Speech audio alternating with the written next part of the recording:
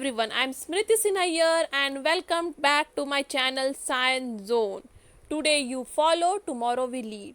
If you are new to my channel, please hit the subscribe button given below and let's get started. If you have not watched my previous video on solid state, coordination compound and halogen derivatives and even the group 16, 17, 18 elements, so you can click on the I button given above. And today we are going to continue with the same topic which we have left in the last video, that is elements of group 16, 17 and 18. If you have not seen the previous video on this topic, you can click on the I button above and then watch those video and come back to this video. So the topic which we have covered in the last classes were introduction, occurrence, electronic configuration of elements of group 16, 17 and 18, atomic and physical properties of element group 16, 17 and 18, anomalous behavior, chemical properties of element group 16, 17 and 18, and today we are going to see allotropy and oxoacid. So topic to be covered today is allotropy and oxoacid. So what is allotropy? So this is the question which is given in a textbook. Can you tell what is allotropy?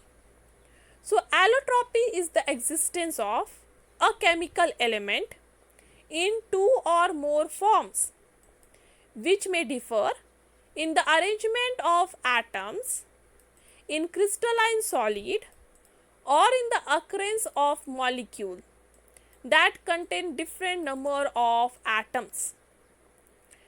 इसका मतलब है allotropy किस में present होता है? Element में. ठीक है, एलोट्रॉपी एक एलिमेंट से रिलेटेड कॉन्सेप्ट है. तो इसमें जो एलिमेंट है वो वेरियस फॉर्म में पाए जाते हैं. सेम एलिमेंट वेरियस फॉर्म में. जैसे हम नाइट्रोजन का बात करें तो नाइट्रोजन सिर्फ गैसियस फॉर्म में, N2 gas, correct.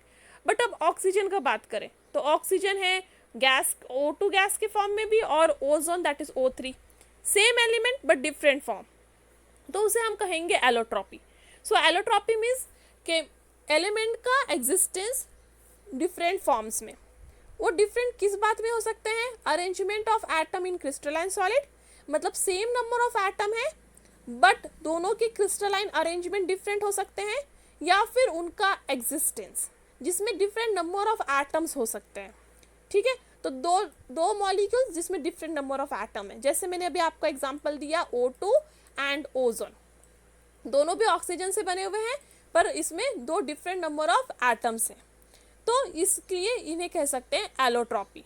So allotropy is basically a term related to element in which there is existence of the same element. ठीक है, same element in different arrangement of atoms in crystalline solid, या फिर उनका molecule में existence different number of atom के साथ. Next concept is what is the difference between allotropy and polymorphism. Allotropy एक term है एलिमेंट से रिलेटेड, पॉलीमॉर्फिज्म एक टर्म है कंपाउंड से related. Okay, polymorphism is seen in compound while allotropy is seen in element. So the existence of different crystalline form of element in the same phenomena, that is in the case of compound, is called as polymorphism. तो अभी उस element का different crystalline form में पाया जाना. ठीक है, same element पर डिफरेंट क्रिस्टलाइन फॉर्म में पाया जा रहा है.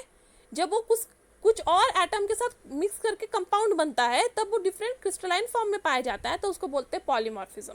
बेसिकली एलोट्रॉपी एक टर्म है एलिमेंट से रिलेटेड, पॉलीमॉर्फिज्म कंपाउंड से रिलेटेड.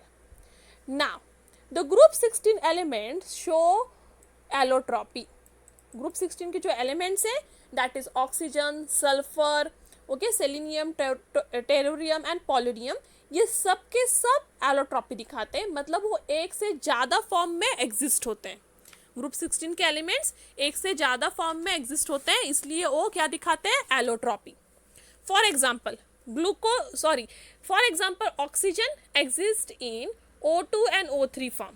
ऑक्सीजन दो फॉर्म में पाया जाता है, ऑक्सीजन गैस या फिर ओजोन, तो ये दोनों एलोट्रॉपी हुए ऑक्सीजन के. सल्फर के बहुत सारे एलोट्रॉपीज होते हैं, बहुत सारे, उसमें से सिर्फ 2 बहुत इंपॉर्टेंट है और वो हम स्टडी करने वाले हैं। तो sulphur exist in number of allotropies, but उसमें से 2 इंपॉर्टेंट है, रोम्बिक एंड मोनोक्लिनिक सल्फर। तो सल्फर का 2 इंपॉर्टेंट एलोट्रॉपी कौन सा है, रोम्बिक एंड मोनोक्लिनिक, और दोनों भी नॉन मेटालिक है। तो सल्फर के दोनों भी जो एलोट्रॉपी हम पढ़ने वाले हैं, दोनों भी क्या है, non metallic, that is rhombic and monoclinic sulphur. Next है सेलेनियम। सेलेनियम के भी 2 एलोट्रॉपिक फॉर्म है, एक रेड सेलेनियम, एक ग्रे सेलेनियम। ठीक है, red selenium and grey selenium. Red selenium होता है नॉन मेटालिक, वाइल ग्रे होता है मेटालिक। सल्फर के दोनों भी है नॉन मेटालिक। ऑक्सीजन के भी दोनों भी एलोट्रॉपी है नॉन मेटालिक, बट सेलेनियम का रेड वाला नॉन मेटालिक है और ग्रे वाला मेटालिक। अब टेरोलियम की बात करते हैं। टेरोलियम की भी 2 एलोट्रॉपी है, एक क्रिस्टलाइन, एक एमॉर्फस। ठीक है, one is crystalline, one is amorphous. Not talking about polonium. So polonium के भी 2 एलोट्रॉपी है, एक अल्फा एंड बीटा, और दोनों भी मेटालिक है। तो पोलोनियम के 2 एलोट्रॉपी है, alpha polonium and beta polonium, और दोनों भी मेटालिक है। तो जल्दी से रिवाइज करते हैं। ऑक्सीजन का होता है O2 एंड ओजोन, दोनों भी नॉन मेटालिक। सल्फर का होता है रोम्बिक एंड मोनोक्लिनिक सल्फर, दोनों भी नॉन मेटालिक। सेलेनियम का होता है red and grey, red non metallic, grey metallic. Tellurium का होता है क्रिस्टलाइन एंड एमॉर्फस। पोलोनियम का होता है अल्फा एंड बीटा, दोनों भी मेटालिक। अब बात करते हैं एलोट्रॉपी ऑफ सल्फर के बारे में। हम ऑक्सीजन को एलोट्रॉपी को ऑक्सीजन एंड इट्स कंपाउंड के स्पेशल कैटेगरी में पढ़ने वाले हैं, जो मैं नेक्स्ट वीडियो में लूँगी, बट एट प्रेजेंट हम पढ़ते हैं एलोट्रॉपी ऑफ सल्फर। तो ये डिस्टिंग्विश बिटवीन एग्जाम में आता है। So distinguish between the 2 allotropy of sulphur, that is rhombic sulphur, that is also called as alpha sulphur, और monoclinic sulphur, that is called as beta sulphur. तो इसको distinguish करने के लिए एग्जाम में आता है, किसके बीच में, rhombic sulphur and monoclinic sulphur. Rhombic sulphur को कहते हैं अल्फा सल्फर, मोनोक्लिनिक सल्फर को कहते हैं बीटा सल्फर। तो पहला है कलर। रोम्बिक सल्फर का कलर होता है पेल येलो, मोनोक्लिनिक सल्फर का होता है ब्राइट येलो सॉलिड। ठीक है, रोम्बिक का पेल येलो, मोनोक्लिनिक का ब्राइट येलो सॉलिड। शेप की बात करते हैं। रोम्बिक सल्फर होता है ऑर्थोरोम्बिक क्रिस्टल्स। रोम्बिक, ये वर्ड से आपको याद रहेगा, ऑर्थोरोम्बिक क्रिस्टल। मोनोक्लिनिक सल्फर का होता है नीडल शेप्ड मोनोक्लिनिक क्रिस्टल। देखो, उनके नाम ही उनकी शेप बताते हैं। तो रोम्बिक में होता है ऑर्थोरोम्बिक क्रिस्टल, मोनोक्लिनिक में होता है नीडल शेप मोनोक्लिनिक क्रिस्टल। ठीक है, अब मेल्टिंग पॉइंट की बात करते हैं। दोनों के मेल्टिंग पॉइंट करीब करीब एक जैसे हैं। रोम्बिक का है 385 केल्विन, मोनोक्लिनिक का है 393 केल्विन। डेंसिटी तो इसका है रोम्बिक का 2.069 पर सेंटीमीटर क्यूब, वाइल मोनोक्लिनिक का है 1.98 पर सेंटीमीटर क्यूब। सॉल्युबिलिटी की बात करते हैं। रोम्बिक सल्फर वाटर में इनसॉल्युबल होता है, it is insoluble in water but soluble in CS2। Sulphur dioxide में, सॉरी कार्बन डाइसल्फाइड में वो सॉल्युबल है, वाटर में इनसॉल्युबल है बट कार्बन डाइसल्फाइड में सॉल्युबल है। सेम मोनोक्लिनिक के लिए भी वो भी CS2 में सॉल्युबल है। तो ये दो सेम पॉइंट्स हुए। ठीक है, अब बात करते हैं स्टेबिलिटी की। स्टेबिलिटी याद रखना बहुत इंपॉर्टेंट है, क्योंकि दोनों भी एक दूसरे में कन्वर्ट हो सकते हैं, दोनों एक दूसरे में कन्वर्ट हो जाते हैं। कैसे? रोम्बिक सल्फर 369 केल्विन तक रोम्बिक सल्फर ही रहता है, याद रखना।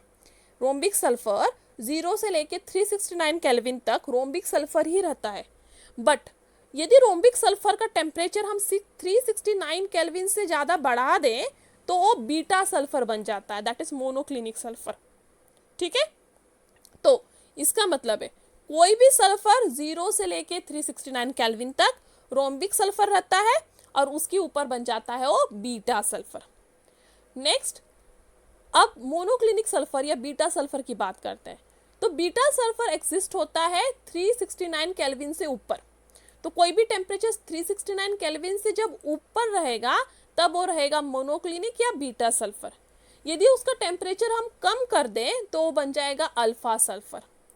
तो सिंपल सा कंक्लूजन है, 0 से लेके 369 केल्विन तक सल्फर एग्जिस्ट होता है रोम्बिक सल्फर जैसा, और 369 केल्विन के ऊपर के टेम्परेचर पे सल्फर एग्जिस्ट होता है मोनोक्लिनिक सल्फर के रूप में। नेक्स्ट टॉकिंग अबाउट स्ट्रक्चर, तो दोनों का स्ट्रक्चर में होता है S8 मॉलिक्यूल, दोनों के स्ट्रक्चर में है S8 मॉलिक्यूल, और दोनों का स्ट्रक्चर है पकर्ड रिंग स्ट्रक्चर। ठीक है, ये दोनों का सिमिलरिटी है, दोनों के मॉलिक्यूल में S8 है और दोनों में है पकर्ड रिंग स्ट्रक्चर। तो this is the puckered ring structure which is also called as crown shape, क्योंकि ये देखो एक कोई भी राजा का क्राउन कैसा दिखता है उस तरह का दिखता है ये S8 स्ट्रक्चर, इसलिए इसको बोलते हैं पकर्ड रिंग या फिर क्राउन शेप्ड। ठीक है, तो अल्फा सल्फर बीटा सल्फर दोनों भी पकर्ड रिंग स्ट्रक्चर या क्राउन शेप के रूप में पाए जाते हैं। नेक्स्ट बात करें मेथड ऑफ प्रिपरेशन, तो इसे प्रिपेयर किया जाता है रोल ऑफ सल्फर को यदि हम लोग इवापोरेट करें CH2 में तब हमें मिलेगा अल्फा सल्फर। एक सल्फर का रोल है, शीट है, उसको हम लोग CH2 में इवापोरेट कर रहे हैं तो मिल रहा है अल्फा सल्फर। अब मोनोक्लिनिक सल्फर बनाना है तो क्या करना है, अल्फा सल्फर को लेना है। ठीक है, अल्फा सल्फर को आपने एक डिश में ले लिया, उसको मेल्ट कर लिया, अल्फा सल्फर को डिश में लेके मेल्ट कर लिया, उसको कूल होने दिया। कूल होने के बाद एक क्रस्ट बनता है। तो आपने कभी भी चीनी की चाशनी बनाई होगी तो उसको कूल करने के बाद आपने देखा होगा एक ऊपर एक लेयर जम जाती है कड़क सी, जैसे एंटार्क्टिक या आर्टिक में आइस का एक लेयर होता है, पर आइस के नीचे तो पानी रहता है, सिर्फ ऊपर एक आइस का लेयर होता है, उसके नीचे पानी ही रहता है। सेम थिंग, इसको आप जब कूल मेल्ट करके कूल करोगे तो ऊपर एक क्रस्ट जमा हो जाएगा, पर नीचे वो लिक्विड ही रहेगा। अब उस क्रस्ट में आपको 2 होल बनाने हैं और वो 2 होल से जो अंदर का लिक्विड है उसको पोर कर लेना है। ठीक है, और वो लिक्विड को पोर करने के बाद उसे कूल होने दोगे तब वो बन जाएगा needle shaped crystal of beta sulphur. In short, beta sulphur बनता है अल्फा सल्फर से और अल्फा सल्फर बनता है रोल ऑफ सल्फर से। तो रोल ऑफ सल्फर बनाता है अल्फा सल्फर और अल्फा सल्फर बनाता है beta sulphur. So this is important to learn this chart. Okay, next, which form of sulphur shows paramagnetic behaviour. आपको पता है O2 is paramagnetic in nature, same O2 की तरह S2 is also paramagnetic in nature. ठीक है, तो sulphur when exist as S2 molecule उसमें 2 unpaired electron होते हैं। पैरामैग्नेटिज्म दिखाने के लिए आपको कभी भी अनपेयर्ड इलेक्ट्रॉन चाहिए, तो जब सल्फर S2 मॉलिक्यूल के रूप में पाया जाता है तब उसमें 2 अनपेयर्ड इलेक्ट्रॉन होते हैं उसके एंटी बॉन्डिंग ऑर्बिटल में, और इसलिए वो पैरामैग्नेटिक है। तो S2 is the sulfur which is paramagnetic in nature because of the presence of 2 unpaired electron। ठीक है, नेक्स्ट है oxa acids. So what are oxa acid, oxa और एसिड। अभी ऑक्सा एसिड्स ऑफ सल्फर, सबसे पहले हम लोग क्या देखने वाले हैं, oxa acids of sulphur. So oxa acid of sulphur में देखो, they exist in aqueous solution और in the form of salt. Actually बहुत सारे oxa acids of sulphur known है। ठीक है, और वो लोग कैसे एग्जिस्ट होते हैं, in the form of solution और in their form of salt. ठीक है, ऑक्सा एसिड ऑफ सल्फर होते हैं सॉल्यूशन में प्रेजेंट, एक्वस सॉल्यूशन के रूप में या फिर सॉल्ट के रूप में। तो ये है पहला सल्फरस एसिड, और ये सारे स्ट्रक्चर लर्न करना बहुत इंपॉर्टेंट है क्योंकि MCQ में ओके या फिर वो लोग कभी कभी 2 मार्क के लिए ये स्ट्रक्चर ड्रॉ करने के लिए कहते हैं। ये बहुत इंपॉर्टेंट स्ट्रक्चर्स है। तो पहला है sulphurous acid, that is H2SO3। तो उसका स्ट्रक्चर होता है ऐसे, तो SOH OH OH double bond O। So it is tetrahedral structure, और टेट्राहेड्रल स्ट्रक्चर में एक जो बॉन्ड है उसकी जगह क्या होता है, लोन पेयर प्रेजेंट। तो आपको पता है टेट्राहेड्रल स्ट्रक्चर मतलब ऐसा स्ट्रक्चर, राइट। यहाँ पे एक सेंट्रल एटम और उसको 4 बॉन्ड ऐसे, तो ये है आपकी 3 बॉन्ड्स और चौथे की जगह क्या है, लोन पेयर।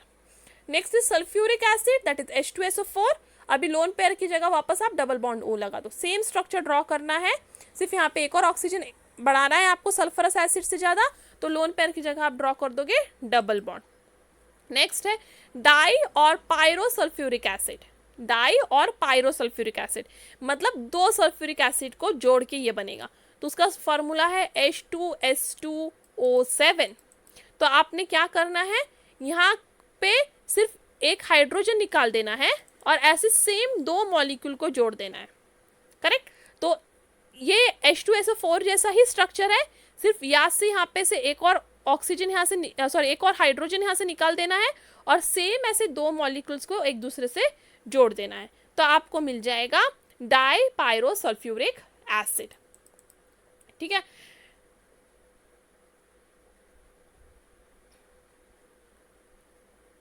और इसका फॉर्मूला हो जाएगा O8। उन्होंने गलत दिया है, यहाँ पे O8 होना चाहिए।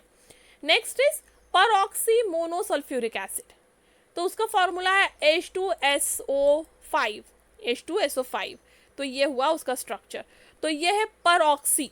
आपको पता है कोई भी पर एसिड में दो ऑक्सीजन एक दूसरे को ज्वाइंट होते हैं, ये तो कोई भी पर एसिड में ऐसा स्ट्रक्चर होता है, ये तो आपको पता होगा क्योंकि आपने एंटी मार्कोनिस रूल के वक्त आपने पर एसिड यूज़ किया है और उस पर एसिड में भी ऐसा वाला बॉन्ड था, तो ये वाले बॉन्ड्स को बोलते हैं पर एसिड वाला बॉन्ड। तो इधर परऑक्सी मोनोसल्फ्यूरिक एसिड है, तो सल्फ्यूरिक एसिड का ही स्ट्रक्चर यहाँ पे ड्रॉ करना है। बस आपको यहाँ पे क्या करना है, हाइड्रोजन की जगह एक और OH लगाना है। हाइड्रोजन की जगह क्या लगाओगे, OH। Next is परऑक्सी disulphuric acid, तो H2S2O8, तो यहाँ पे अब है O7 एक्चुअली। ठीक है, तो H2S2O8 it is 5। Text book में छोटी छोटी गलतियां हैं, उन्हें ठीक कर लो, यहाँ पे 8 होना चाहिए। ठीक है, डाइसल्फ्यूरिक एसिड में H2S2O8 है और परऑक्सी डाइसल्फ्यूरिक एसिड में है H2S2O5। अब इसमें क्या करना है, ये ऐसे वाले दो स्ट्रक्चर्स को जोड़ने हैं, पर उनका एक ऑक्सीजन कम होना चाहिए। यहाँ पे क्या किया था हमने, दोनों स्ट्रक्चर के दोनों ऑक्सीजन को जोड़ दिया है। यहाँ पे ऐसा नहीं करना है, यहाँ पे एक ही ऑक्सीजन लेना है, दोनों के बीच में कॉमन। ठीक है, नेक्स्ट है थायोसल्फ्यूरिक एसिड, दैट इज H2S2O3। तो ये वाला है थायो, मतलब वर्ड होता है डबल बॉन्ड S। जब भी आप ऑर्गेनिक केमिस्ट्री में वर्ड या कहीं केमिस्ट्री में वर्ड देखोगे थायो मतलब डबल बॉन्ड S, तो आपको डबल बॉन्ड O की जगह यहाँ पे सल्फ्यूरिक एसिड का स्ट्रक्चर ड्रॉ करना है, पर थायोसल्फ्यूरिक एसिड है इसलिए डबल बॉन्ड S करना है। एक डबल बॉन्ड O को डबल बॉन्ड S से रिप्लेस करना है। इन शॉर्ट आपको ये दो स्ट्रक्चर याद रखने हैं और ये दोनों स्ट्रक्चर से बाकी के स्ट्रक्चर अपने आप बन जाएंगे। सो डाइसल्फ्यूरिक एसिड बनेगा ये ऐसे वाले दो स्ट्रक्चर जोड़ के, परऑक्सी मोनोसल्फ्यूरिक एसिड बनेगा हाइड्रोजन को OH से रिप्लेस करके, परऑक्सी डाइसल्फ्यूरिक एसिड बनेगा ऐसे वाले दो स्ट्रक्चर को जोड़ के, एंड थायोसल्फ्यूरिक एसिड बनेगा डबल बॉन्ड O को डबल बॉन्ड S से रिप्लेस करके। तो इस तरह से आप ऑक्सा एसिड्स के स्ट्रक्चर याद रखोगे। Next is oxa acids of halogen. Halogen के भी बहुत सारे ऑक्सा एसिड्स हैं, क्योंकि हैलोजन बहुत सारे ऑक्सीडेशन स्टेट में प्रेजेंट हो सकता है, जैसे कि +1, +3, +5 एंड +7। तो ये ऑक्सा एसिड ऑफ हैलोजन। तो पहला वाला है, उसका नाम है हाइपोहैलस एसिड। ठीक है, हाइपोहैलस एसिड, ये वर्ड जब भी सुनोगे तो समझ जाना हैलोजन +1 ऑक्सीडेशन स्टेट में। हाइपोहैलस एसिड में हमेशा हैलोजन +1 ऑक्सीडेशन स्टेट में होता है। तो हाइपोहैलस एसिड फ्लोरीन का भी होता है, क्लोरीन का भी होता है, ब्रोमीन का भी, आयोडीन का भी। तो फ्लोरीन का होता है HOF, हाइपोहैलस मतलब HXO, X की जगह आपको FClBr आयोडीन लगाना है, तो आपको चारों का हाइपोहैलस एसिड मिल गया। ठीक है, नेक्स्ट है +3 ऑक्सीडेशन के स्टेट के साथ। यदि आपने मेरा लास्ट वीडियो याद अच्छे से देखा है तो आपको पता है फ्लोरीन सिर्फ एक ही ऑक्सा एसिड के फॉर्म में पाया जाता है, दैट इज HOF, और फ्लोरीन के और कोई भी ऑक्सा एसिड नहीं होते। बाकी सबके देखो 3 से लेके 4 ऑक्सा एसिड्स है, बट फ्लोरीन का सिर्फ एक ही है HOF और कुछ नहीं, क्योंकि फ्लोरीन में वैकेंट d ऑर्बिटल नहीं होता और इसके वजह से उसके हायर ऑक्सीडेशन स्टेट नहीं हो सकता, और उसका हायर ऑक्सीडेशन स्टेट नहीं हो सकता इसलिए उसके बाकी ऑक्सा एसिड नहीं फॉर्म हो सकते हैं। तो +3 ऑक्सा एसिड को कहते हैं हैलस एसिड। +1 को था हाइपोहैलस एसिड, +3 को हैलस एसिड। उसका फॉर्मूला है HXO2। HXO2। तो उसमें फ्लोरीन का तो ऑफकोर्स नहीं है, ब्रोमीन का भी नहीं है, आयोडीन का भी नहीं है, तो सिर्फ क्लोरीन होता है हैलस एसिड के फॉर्म में, दैट इज HOClO। अभी देखो यहाँ पे आप ऐसे भी लिख सकते हो HClO2, ऐसे भी लिख सकते हो, ठीक है, HClO2, बट ऐसे ही क्यों लिखा गया है, क्योंकि आपको स्ट्रक्चर इजिली याद रहे। ऐसे से क्या होता है, देखो जब ऑक्सीडेशन स्टेट +1 था तो इतना ही स्ट्रक्चर है, जब ऑक्सीडेशन स्टेट +3 है सेम स्ट्रक्चर में एक ही ऑक्सीजन लगाना है। जब ऑक्सीडेशन स्टेट +5 है, सेम स्ट्रक्चर में ऊपर जैसे सेम स्ट्रक्चर में 2 ऑक्सीजन लगाना है, और जब ऑक्सीडेशन स्टेट +7 है, ऊपर वाले सेम स्ट्रक्चर में बस 3 ऑक्सीजन लगाना है। तो स्ट्रक्चर इजीली याद रखे, इसलिए ऐसे ही टेक्स्ट बुक में दिया गया है, ठीक है। नहीं तो आप इस फॉर्म में भी उस एसिड को लिख सकते हो, नो इश्यूज, ठीक है। तो oxa acid of chlorine is HOClO और यू कैन से HClO2। और ब्रोमीन और आयोडीन के ऑक्सा एसिड्स नहीं होते, ये वाला हैलस एसिड नहीं होता है, ठीक है। +5 के लिए है हैलिक एसिड, +1 के लिए हाइपोहैलस एसिड, +3 के हैलस एसिड, और +5 के लिए हैलिक एसिड, उसका फॉर्मूला HXO4। और हैलिक एसिड फ्लोरीन को छोड़ के बाकी सबका एग्जिस्ट होता है, तो इसका है HOCl। आपको क्या लिखना है, हाइपोहैलस एसिड, उसके आगे O2 लगाना है। यहाँ पे भी हाइपोहैलस एसिड ऑफ ब्रोमीन, आगे O2 लगा दो, हाइपोहैलस एसिड ऑफ आयोडीन, आगे O2 लगा दो, सिर्फ O2 एक्स्ट्रा लगेगा, ठीक है, क्योंकि ऑक्सीडेशन स्टेट +5 है। नेक्स्ट ऑक्सीडेशन स्टेट +7 के लिए है पर हैलिक एसिड, ठीक है, +7 के लिए पर हैलिक एसिड, उसका फॉर्मूला है HXO4, ठीक है। अब इसमें क्या करना है, आपको सिर्फ हाइपोहैलस एसिड का स्ट्रक्चर लेके O3 लगाना है, क्योंकि ऑक्सीडेशन स्टेट +7 है।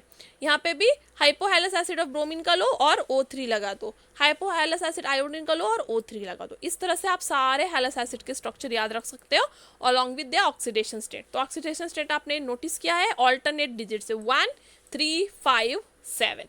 इस तरह से आप ऑक्सीडेशन स्टेट और स्ट्रक्चर भी याद रख सकते हो। बस याद रखना है कि फ्लोरीन का सिर्फ एक ही होता है +1, दैट इज हाइपोहैलस एसिड। अब only 4 oxa acids have been isolated in the pure form. Halogen के इतने सारे ऑक्सा एसिड एग्जिस्ट होते हैं, पर इनमें से आज तक सिर्फ 4 को ही प्योर फॉर्म में पाया गया है। बाकी के सब पाए जाते हैं एक्वस सोल्यूशन या फिर सॉल्ट फॉर्म में। बाकी के सब स्टेबल नहीं है, प्योर फॉर्म में स्टेबल नहीं होते, और वो किस में पाए जाते हैं, एक्वस सोल्यूशन या सॉल्ट फॉर्म में, ठीक है। और ओनली 4 ऑक्सा एसिड को आज तक आइसोलेट किया गया। वो कौन कौन से हैं, hypofluorous acid that is HOF, perchloric acid that is HClO4, iodic acid that is HiO3, meta periodic acid that is H2IO6। तो ये आपको याद रखने हैं ये चारों एसिड, क्योंकि यही 4 एसिड आज तक प्योर फॉर्म में पाए गए हैं। Hypofluorous acid, perchloric acid, iodic acid and meta periodic acid. बाकी सब के सब एक्वस सोल्यूशन या सॉल्ट फॉर्म में पाए जाते हैं। और दूसरी बात याद रखना है, acid strength of halogen oxa acid increases with increasing oxidation state of halogen. जैसे ही oxidation state of halogen increase होता है, स्ट्रेंथ ऑफ एसिड इंक्रीज होता है।